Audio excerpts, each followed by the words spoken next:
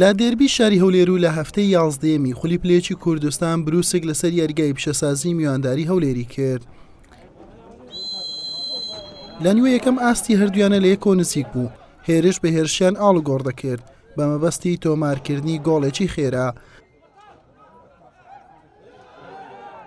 لەم دەرفەتە هەولێر نزیک بوو لە ڕێگای هیدایەت سەجادەوە پێش بکەوێت، بەڵام بەرگریکارانی بروسک نیان هێشت. نیوە یەکەم بەبێت تۆمارکردنی گۆڵ بە کۆتا هات.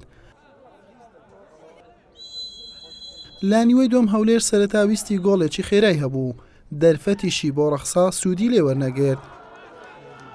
لا خولەکی 64 ناوبشوان لێدانێکی سزای بۆ بروسک ئەژمار کرد.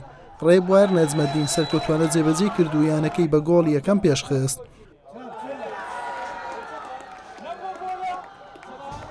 دوای نۆ خولەک ناوبژوان لێدانێکی سزاشی بۆ هەولێر ئەژمار کرد. هۆگر حوسێنی کاپتن سەرکەوتوانە جێبەجێ کرد و توانی ئەنجامەکە بۆ تیپەکە یەکسان بکاتەوە.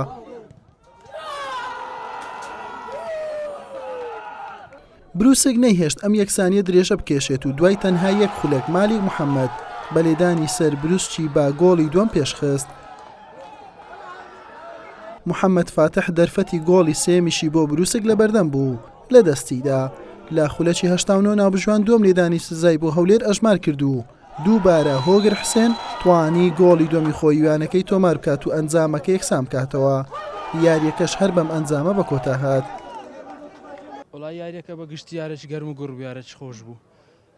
ئێمە بە خاڵەکە بە ئەنجامەکە رازی نەبووین، بەڵام ئیدی ئەمە لە جەمی دوم 2000 گۆڵ کەتینە پاش هەر 2000 توانیمان گۆڵ بینەوە. یعنی لە دۆڕانەکە باشتر بوو لە ئێمە نەتیجەکە لە تموحی مە نەبوو، چکە ئەمە دەمانوێت بەسەرکەوینەوە.